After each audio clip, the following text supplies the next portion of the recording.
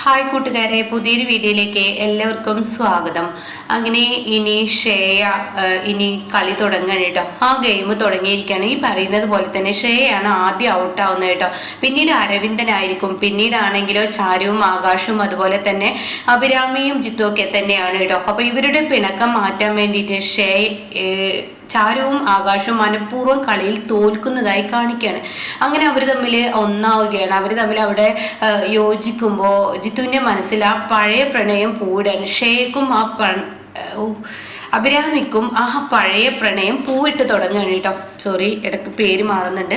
അങ്ങനെ ഈ ഒരു പഴയ പ്രണയം പൂവിടുമ്പോൾ ഇവർക്കിടയിൽ വലിയൊരു ഇത് തന്നെ വരികയാണ്. എന്നാൽ പിന്നീട് ഡാൻസായി മാറുകയാണ്. എല്ലാവരും ഒരുമിച്ച് നിന്ന് നൃത്തം ചെയ്യുന്ന ആ ഒരു പരിപാടി, നല്ലൊരു പാട്ടൊക്കെ ഇട്ട് അവർ ഡാൻസ് ചെയ്യുന്ന സമയത്ത് നല്ല അടിപൊളിയായി 3 പേരും കളിക്കൂട്ടോ. അഭിരാമി അതുപോലെ ശ്രേയ, ചാരു, ഇവർ നന്നായി കളിക്കുക. ഇപ്പുറത്തെ 3 ആണുങ്ങൾ അത് അവരും കളിക്കുന്നുണ്ട് കേട്ടോ. അതിനിടയ്ക്ക് കളിക്കിടയിൽ ശ്രേയ അങ്ങ് തലയ്ക്ക് വീഴുകയാണ്. ശ്രേയ തല ചുറ്റിലിങ്ങനെ റൗണ്ട് ചെയ്യുന്ന സമയത്ത് ശ്രേയ കാല് തെന്നി വീഴുകയാണ് കേട്ടോ. അതോടുകൂടി ഇവരൊക്കെ ചിരിക്കുകയാണ്. അങ്ങനെ ഇവർ ഈ ചിരിച്ചും കൊണ്ട് തന്നെ ഇവർ ഡാൻസ് കണ്ടിന്യൂ ചെയ്യാണ്. അപ്പോൾ ശ്രേയ ആകെ നാണം കെട്ടി നിൽക്കുകയാണ് കേട്ടോ. അങ്ങനെ ശ്രേയ അവിടെ നിന്നും അങ്ങ് മാറുകയാണ്. എന്നാൽ ഈ തോൽവി ഉണ്ടല്ലോ, അത് തനിക്ക് വലിയൊരു ഇത് തന്നെ ആയി, തനിക്ക് വലിയൊരു കോട്ടം തന്നെ ആയിരിക്കുന്നു എന്ന് ശ്രേയ മനസ്സിലാക്കാണ്. പിന്നീട് ശ്രേയ ആണെങ്കിലോ റൂമിൽ ചെല്ലുമ്പോൾ ഇവിടെയാണെങ്കിലോ ഇങ്ങനെ മണിയറ സെറ്റ് ചെയ്യുന്ന ആ ഒരു രംഗാണ്. റൂം നന്നായി ഫസ്റ്റ് നൈറ്റിന് വേണ്ടി അലങ്കരിച്ചിരിക്കുകയാണ് അരവിന്ദൻ. അപ്പോൾ മൂളിപ്പാട്ടൊക്കെ പാടുന്നത് കാണുമ്പോൾ ഒത്തിരി ദേഷ്യം പിടിക്കുകയാണ് ശ്രേയക്ക്. അപ്പോൾ ശ്രേയ ഇങ്ങനെ പറയുന്നുണ്ട്, വല്ലാത്തൊരു കഷ്ടം, പുറത്ത് അവരെ കൊണ്ട് അകത്ത് ഇവനെ കൊണ്ട്, ഇന്നത്തെ രാത്രി ഇവനിൽ നിന്ന് രക്ഷപ്പെടാൻ എന്താ വഴി എന്നൊക്കെ ഇങ്ങനെ ചിന്തിക്കുകയാണ് കേട്ടോ. അപ്പോൾ അരവിന്ദൻ ചോദിക്കുക, എന്താ മാഡം ചിന്തിക്കുന്നത്? മാഡത്തിൻ്റെ മുഖത്ത് എന്തത്ര ദേഷ്യം? എന്തായാലും ഫസ്റ്റ് നൈറ്റ് ഓരോന്ന് പറഞ്ഞ് ഇനി കുളമാക്കണ്ട. അവിടെ ഡാൻസിൽ തോറ്റു, ഗെയിമിൽ തോറ്റു എന്നൊന്നും കരുതി നമ്മുടെ ജീവിതത്തിൽ അത് ബാധിക്കില്ല. മാഡത്തിൻ്റെ മുഖം കണ്ടാൽ എനിക്ക് മനസ്സിലായിട്ടുണ്ട്. മാഡം ഇതത്ര വിഷയമൊന്നും ആക്കണ്ട. മാഡം എന്തായാലും തൽക്കാലം ഒരു 10 മിനിറ്റ് പുറത്ത് പോയിരിക്കുക. ബാക്കി മാഡം നമുക്ക് ഈ റൂമൊക്കെ അലങ്കരിച്ചതിന് ശേഷം മാഡത്തിനെ ഞാൻ വിളിക്കാമെന്ന് പറയാൻ കേട്ടോ. ആ സമയം അരവിന്ദ്, ഞാനൊന്ന് പറയട്ടെ? ഒന്നും പറയണ്ട മാഡം, മാഡം ഇപ്പം തൽക്കാലം ഞാൻ പറയുന്നത് ചെയ്യേ. വയറുവേദനയും കോയനും അതുപോലെ തന്നെ ബാക്കിയുള്ള പ്രശ്നങ്ങളൊന്നും ഇനി നമുക്കിടയിൽ വരരുതെന്ന് പറഞ്ഞിട്ട് അരവിന്ദനെ ശ്രേയയോട് പുറത്തു പോകാൻ പറയണം. അങ്ങനെ ശ്രേയ പുറത്ത് ചെന്ന് നിൽക്കുകയാണ്. പുറത്ത് ചെന്ന ശ്രേയയുടെ ഉള്ളിലാണെങ്കിലും വലിയ ടെൻഷനാണ്. ഈശ്വര, ഞാൻ ഇവനിൽ നിന്ന് ഇന്ന് എങ്ങനെ രക്ഷപ്പെടും? ഈശ്വര, ഇന്നത്തെ രാത്രി ഇവന് ഞാൻ കീഴ്പ്പെട്ട് കൊടുക്കേണ്ടി വരുമല്ലോ. ഞാനിപ്പോൾ എന്താ ചെയ്യുക? എന്താണ് എൻ്റെ മുന്നിൽ ഒരു ഐഡിയ എന്നൊക്കെ എങ്ങനെ ചിന്തിക്കണം. അപ്പോൾ ഈ സമയം ജിത്തുവിനെ കാണിക്കുന്നുണ്ട് കേട്ടോ. ജിത്തു ഇങ്ങനെ കിടക്കുകയാണ്. അപ്പോൾ ഉറക്കത്തിലോട്ട് പോയിട്ടുണ്ട് ജിത്തു. ആ സമയം പെട്ടെന്ന് ഉറക്കത്തിൽ നിന്ന് എണീക്കുമ്പോൾ ജിത്തുവിൻ്റെ കണ്ണിലാണെങ്കിലോ ഇങ്ങനെ തൻ്റെ മുന്നിലോട്ട് അഭിരാമി വന്ന ആ ഒരു കെട്ടിപ്പിടുത്തത്തിന് രംഗൊക്കെ ഇങ്ങനെ കണ്ണിൽ കാണുകയാണ്. അത് കണ്ടിട്ടാണ് ജിത്തു നീക്കുന്ന ജിത്തു കാണുന്നത് അഭിരാമിയെ ബെഡിൽ കാണുന്നില്ല. ഈശ്വര, ഇവളെങ്ങോട്ടാണ് പോയത് എന്നിങ്ങനെ ജിത്തു ചിന്തിക്കുകയാണ്. അങ്ങനെ ജിത്തു ആണെങ്കിലോ പതിയെ ഇങ്ങനെ പുറത്തിറങ്ങുകയാണ് അഭിരാമിയെ തിരക്കിയിട്ട്. അപ്പോൾ അവിടെ എങ്ങും അഭിരാമിയെ കാണുന്നില്ല. അപ്പോൾ ഇവളെങ്ങോട്ടാണ് പോയത് എന്നിങ്ങനെ ചിന്തിച്ച് ഇങ്ങനെ നിൽക്കുമ്പോൾ കാണാം ബാത്റൂമിൻ്റെ ഒരു സൈഡിൽ നിന്നിങ്ങനെ അഭിരാമി ഇറങ്ങി വരുന്നത് കാണുന്നു കേട്ടോ. അപ്പോൾ അത് കാണുന്ന ജിത്തുവിന് ഇങ്ങനെ വലിയ സന്തോഷത്തോടു കൂടി ജിത്തു ഇങ്ങനെ വലിയ റൊമാൻസായി മാറുകയാണ്. ജിത്തു അങ്ങനെ നോക്കി നിൽക്കുന്ന സമയത്ത് ശ്രേയയുടെ കണ്ണിൽ ജിത്തുവിനെ കാണുകയാണ്. ഹാവ്, ഈ തല തെറിച്ചവനെ എൻ്റെ കണ്ണിൽ കിട്ടിയല്ലോ. ഇനി എന്തായാലും ഈ തല തെറിച്ചവനെ വെച്ചിട്ട് ഇന്ന് എൻ്റെ ഫസ്റ്റ് നൈറ്റ് കൊള്ളമാക്കാം എന്ന് ജിത്തുവിനെ മനസ്സിൽ കരുതിയിട്ട് പിന്നെ നോക്കിയും കൊണ്ട് ശ്രേയ പറയാണ്. അപ്പോൾ ജിത്തു ആണെങ്കിലോ തൻ്റെ റൂമിലോട്ട് പോകാൻ ഇങ്ങനെ സൈഡ് തിരിയുന്ന സമയത്ത് ശ്രേയ പറയണത്, ഈ റൗഡിയെ തന്നെ എൻ്റെ കൺമുന്നിൽ കണ്ടല്ലോ, ഈ എരണം കെട്ടവനെ കണ്ടത് മുതൽ മനുഷ്യന് നാശമാണ് എന്നിങ്ങനെ പറയുന്നത് ജിത്തു കേൾക്കുകയാണ്.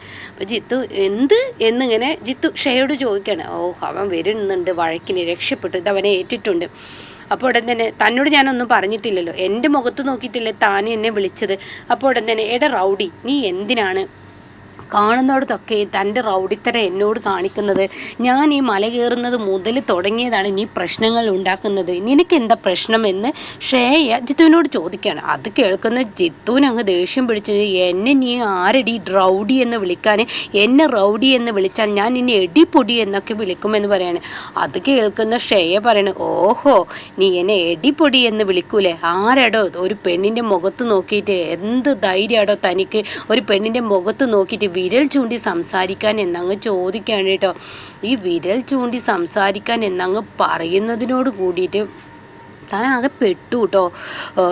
ജിത്തുവിന് പിന്നീട് പേടി വരികയാണ്. താൻ എൻ്റെ മുഖത്ത് നോക്കി വിരൽ ചൂണ്ടി സംസാരിച്ചില്ല, എന്നെ നേർക്ക് വിരൽ ചൂണ്ടാൻ നിനക്ക് എത്ര ധൈര്യമോ, ഞാൻ കുട്ടനാടിലെ ചീഫ് എഞ്ചിനീയറാണ്, അതുമാത്രമല്ല ഞാനൊരു പെണ്ണാണ്, ഒരു പെണ്ണിൻ്റെ മുഖത്ത് നോക്കി ഒരു പുരുഷൻ എങ്ങനെ ചെയ്യാൻ പാടും എന്നൊക്കെ ചോദിക്കുമ്പോഴത്തേന് 4 പേരോ ആളുകൾ കൂടിയിരിക്കുകയാണ് കേട്ടോ. അതൊക്കെ പറയുമ്പോൾ ആളുകൾ ആകെ തടിച്ചിരിക്കുക. അപ്പോൾ ജിത്തുവിന് മനസ്സിലാവണം, ഈശ്വര ഞാൻ വിരൽ ചൂണ്ടിയ എനിക്കെതിരെ എല്ലാവരും വിരൽ ചൂണ്ടും, അപ്പോൾ അത് പാടില്ല, ഇതൊരു സ്ത്രീയാണല്ലോ, വെടക്ക് കെട്ടവളാണെങ്കിലും അങ്ങനെ പറയാൻ പാടില്ല.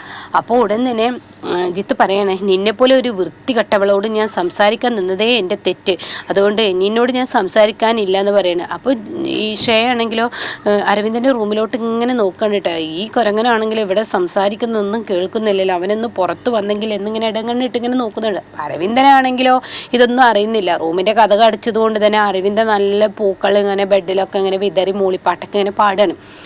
അപ്പോൾ ഉടൻ തന്നെ ജിത്ത് പറയണേ, നിന്നോട് ഞാൻ സംസാരിക്കാനില്ല, അങ്ങനെ നീ എന്നെ പറയേണ്ടതൊക്കെ ഉണ്ട് പറഞ്ഞിട്ട് നീ അങ്ങ് പോയാൽ എങ്ങനെയാടോ, തന്നെ ഞാൻ വെറുതെ വിടില്ലടാ എന്ന് പറയുമ്പോൾ ജിത്തുവിനെ അങ്ങ് ദേഷ്യം പിടിക്കുകയാണ് കേട്ടോ. കുറേ നേരമായി ഈ പെണ്ണുമ്പിള്ള എന്നെ ചൊറിയാൻ വരുന്നത്, എന്താടോ പെണ്ണുമ്പിള്ള നിൻ്റെ പ്രശ്നം, നിനക്ക് എന്താ പ്രശ്നം, നീ ഒരു ഗവൺമെൻറ് ജോലിക്കാരിയാണ്, കുട്ടനാട്ടിലെ ചീഫ് എഞ്ചിനീയർ, മുനിസിപ്പാലിറ്റി, എന്തൊക്കെയാണ് നീ പറയുന്നത്, നീ എന്തോ ആയിക്കോട്ടെ, നീ എന്തായാലും എനിക്കെന്താ, എൻ്റെ നേർക്ക് നീ എന്തിനാ വരുന്നതെന്ന് ചോദിക്കുകയാണ്.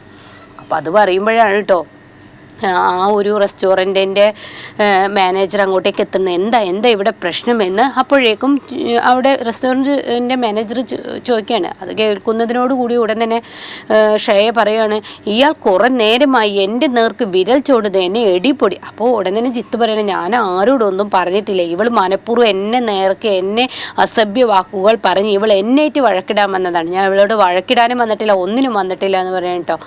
അപ്പോൾ ഉടൻ തന്നെ ശ്രേയക്ക് അങ്ങ് ദേഷ്യം പിടിക്കുക. ശ്രേയ ഉറക്കെ ഭയങ്കര സൗണ്ടിൽ, നീ എന്നെ പറഞ്ഞതും പോരാ, നീ ഒരു പെണ്ണാണെന്നോ നോക്കാതെ എൻ്റെ മുഖത്ത് നോക്കി നീ തെറി വിളിച്ചിട്ട് എന്നെ വേണ്ടാത്തതൊക്കെ പറഞ്ഞിട്ട് എന്നോട് ചെയ്ത ക്രൂരത ഞാൻ ഇവർക്കെല്ലാവരോടും മുന്നിൽ വെച്ച് ഞാൻ പറഞ്ഞു കഴിഞ്ഞാലുണ്ടല്ലോ എന്നിങ്ങനെ ശ്രേയ ഉറക്കെ ഒച്ചിടുന്നത് അരവിന്ദൻ റൂമിലോട്ട് കേൾക്കാണ്. അയ്യോ മേഡത്തിൻ്റെ സൗണ്ടാണല്ലോ, എന്താ ഇപ്പം ഇതിന് മാത്രം ഉണ്ടായത് എന്ന് പറഞ്ഞിട്ട് അരവിന്ദൻ ഡോറ് തുറക്കുമ്പോൾ ശ്രേയ ആണെങ്കിലോ അവൻ തുറന്ന് ഈ പൊട്ടൻ്റെ കണ്ണിൽ ചെവിയിൽ ഇപ്പോഴെങ്കിലും കേട്ടല്ലോ എന്നിങ്ങനെ അരവിന്ദനെ കുറിച്ച് ശ്രേയ ചിന്തിക്കണം. അപ്പോഴാണ് അരവിന്ദ് അങ്ങോട്ടേക്ക് കടന്നു വരുന്നത്. അപ്പോൾ ജിത്തു പറയാണ്, ഇവളുടെ വാക്കുകൾ കൂടിപ്പോകുന്നു, ഇവളെ ഞാൻ ഒന്നും പറഞ്ഞിട്ടില്ല, ഇവളാണ് എന്നോട് വഴക്കിടാൻ തന്നത്, ഈ റെസ്റ്റോറൻറ്റിൽ കയറിയത് മുതൽ ഇവളുടെ ഭർത്താവും വഴക്കിടാൻ വരികയാണ്.